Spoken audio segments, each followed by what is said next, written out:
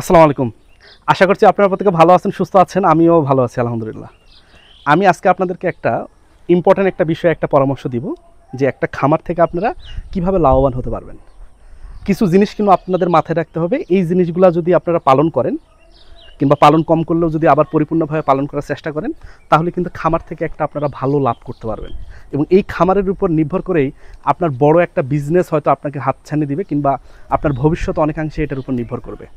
আমি ছোটোখাটোভাবে 10টা পয়েন্ট ব্যাখ্যা করার চেষ্টা করব। এটাকে আপনারা বলতে পারেন যে খামারের সোনালী সূত্র।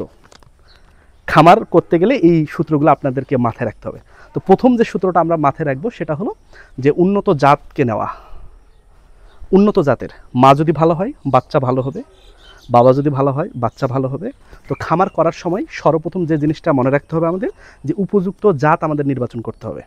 আমি যদি দুধের খামার করতে চাই, তাহলে আমাকে মাথায় রাখতে হবে যে হয় হলস্টেইন ফ্রিজিয়ান নিতে হবে, কিংবা জার্সি নিতে হবে, কিংবা শাহিওয়াল নিতে হবে।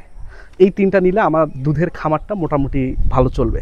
তো মাথায় রাখতে হবে 10 লিটারের নিচের যদি গরুর দুধের খামার হয়, সেক্ষেত্রে লাভ করাটা কিন্তু অনেক কঠিন। আর হলস্টেইন ফ্রিজিয়ান যদি 10 লিটারের নিচে যদি গাভী দুধ দেয়, ওই খামার থেকে কিন্তু আপনারা খুব বেশি পরিমাণে কিন্তু লাভ করতে পারবেন না। তাহলে খামার করার প্রথম শর্ত হলো আপনাকে উন্নত জাতের গাভী কিনতে হবে। এই উন্নত জাতের যদি আপনারা গাভী পান, সেক্ষেত্রে কিন্তু লাভ করার কিন্তু চান্স আপনাদেরকে ক্ষেত্রে অনেক বেশি। 2 নম্বর আমরা বলতে পারি যে খাদ্যর পরিমাণটা ঠিক রাখা। যে একটা গরুকে কি পরিমাণ খাবার খাওয়াবেন। খুব বেশি দিলে আমরা মনে করি যে যত বেশি খাওয়াবো মনে হয় তত বেশি দুধ দিবে, কিংবা তত মনে হয় বড় হবে। ব্যাপারটা কিন্তু এরকম না। একটা গরুকে পরিমিত পরিমাণ খাবার দিতে হবে। গরুর যে কতটুকু শর্করা লাগবে, বা কতটুকু প্রোটিন লাগবে, কিংবা কতটুকু ভিটামিন কিংবা খনিজ লবণ লাগবে, বা কতটুকু পানি খাওয়াতে হবে, এই বিষয়ে কিন্তু একটা ধারণা থাকতে হবে। তো সঠিক যে আমাদের যে খাদ্যের যে পরিমাণটা, এই জিনিসটার উপর কিন্তু অনেকাংশে নির্ভর করবে খামারের ভবিষ্যৎ। আপনি খুব বেশি খাওয়াচ্ছেন, তাহলে কিন্তু আপনি লস হয়ে যাবে। 3 নম্বর যদি আমরা বলি যে বিভিন্ন ভ্যাকসিনেশন এবং কৃমিনাশক। খামারের জন্য অনেকগুলো ভ্যাকসিন আছে বাধ্যতামূলক, যেমন এলএসডি বলতে পারি আমরা, যে বছরে একটা করতে হবে। এফএমডি হতে পারে, যে ফুট অ্যান্ড মাউথ ডিজিজ, যেটাকে খুরা রোগ বলে। অ্যানথ্রাক্সের ভ্যাকসিন দিতে হবে। ব্রুসিলোসিস বকনাকে একবার দিলেই হবে। এবং কৃমির ট্যাবলেট প্রতি 3 মাস অন্তর অন্তর একটা করে কৃমির ট্যাবলেট কিন্তু খাওয়াতে হবে। না হলে কিন্তু ওই গরুর অর্ধেক পুষ্টি কিন্তু কৃমি খায় শেষ করে ফেলবে। আপনি খাওয়াচ্ছেন ঠিকই, কিন্তু গরু পুষ্টি পাচ্ছে না, কারণ ওই পুষ্টিটা অর্ধেক কে খাচ্ছে, কৃমি খাচ্ছে। তাহলে এই গেল 3 নম্বর। 4 নম্বর আমরা বলতে পারি যে আপনার খামার বিষয়ে একটা ধারণা। আপনি যাতে করে ডাক্তার হয়তো আপনাকে ট্রিটমেন্ট দিবে, ডাক্তার হয়তো এসে আপনার খাদ্যের সব কিছু ঠিকঠাক করে দিবে, কিন্তু আপনার কোন গরুটা খাচ্ছে কম, বা কোন গরুটার কী প্রবলেম হয়েছে প্রাথমিকভাবে, এই জিনিসটা বোঝাটা খুব জরুরি। এই প্রাথমিক বিষয়ে হালকা জ্ঞানের জন্য আপনারা অনেকেই যুব উন্নয়ন প্রশিক্ষণ কেন্দ্র থেকে নিতে পারেন, কিংবা অনলাইনে বিভিন্ন জায়গা থেকে আপনারা শিখতে পারেন, কিংবা বিভিন্ন বই পড়তে পারেন। পড়ে কিন্তু খামার নিয়ে আপনার একটা কিন্তু ধারণা থাকতে হবে।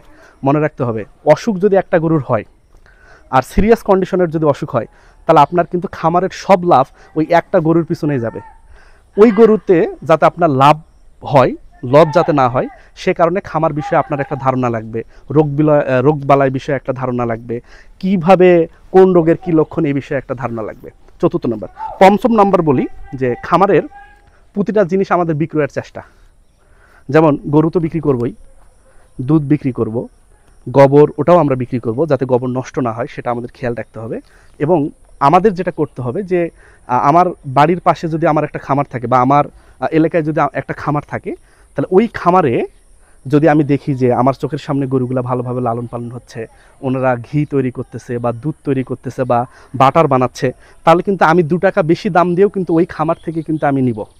তো আমার চিন্তাভাবনা যদি এমন হয়, তাহলে আমি মনে করি মানুষের চিন্তাভাবনা এমন।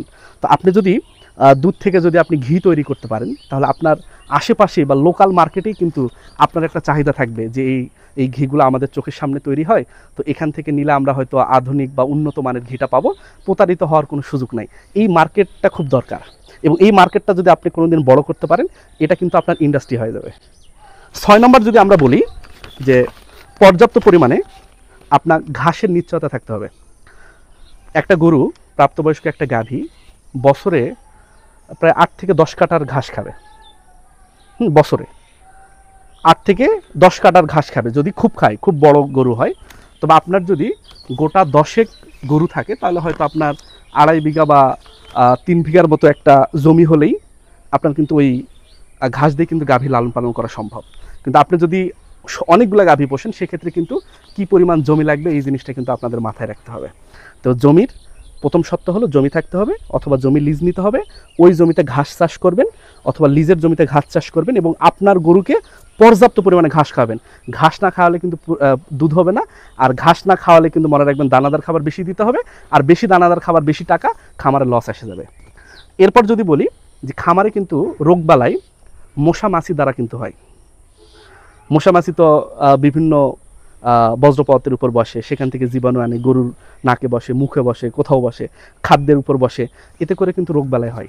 তো আপনাদের মাথায় রাখতে হবে এই মশা মাছি যাতে করে খামারে নিয়ন্ত্রিত হয়, আসতে কম পারে বা এটাগুলো তাড়ানোর ব্যবস্থা, এই জিনিসগুলো কিন্তু আপনাদের করতে হবে। 8 নম্বর পয়েন্ট যদি আমরা বলি, দক্ষ টেকনিশিয়ান দ্বারা বা কর্মী দ্বারা এআই করা। আপনি কিন্তু এআই ভালো ভালো টেকনিশিয়ান দ্বারাই করতে হবে। আপনি যদি ধরেন হাতুড়ে টেকনিশিয়ান দ্বারা করেন বা কর্মী দ্বারা করেন, সেক্ষেত্রে কিন্তু আপনার ফেইলুর হবে, অথবা উনি কিন্তু করাপ্টেড হতে পারে। ধরেন আপনাকে বললো 100%-এর বীজ, দিল হলো 50%-এর বীজ, আপনি কিন্তু কিছু করতে পারবেন না।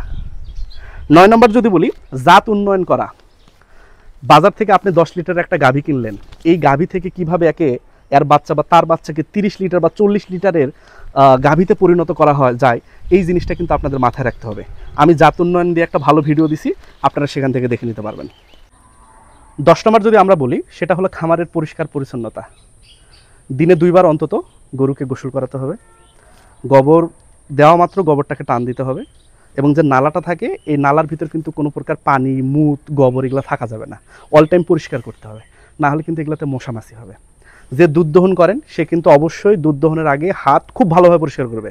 আমরা মনে করি পানিতে ঢুকালাম হাত, বার করলাম, অলোকে নো, হাত অবশ্যই সাবান দিয়ে কিংবা ওই হ্যান্ড ওয়াশ দিয়ে খুব ভালোভাবে পরিষ্কার করবে, হাত মুছবে বা হাত শুকাবে, তারপর এসে কিন্তু তিনি দুধ দহন করবেন। এবং যে পাত্রে দুধ দহন করবেন সে পাত্রগুলোও ভালো পরিষ্কার করতে হবে। যদি কোনো কারণে হাতের জীবাণু বা পাত্রের জীবাণু দ্বারা গরুর যদি বাটে প্রবলেম হয়, তাহলে কিন্তু ম্যাস্টাইটিস হতে পারে। আর ম্যাস্টাইটিস হলে কিন্তু 15-20 হাজারের নিচে ট্রিটমেন্ট হবে না, এমনকি ওই বাট কোনো দিন ঠিক নাও হতে পারে। তাহলে ওই গরুটা কিন্তু খামারে আর রেখে কোনো লাভ হবে না, আপনারা কিন্তু লস হয়ে যাবে।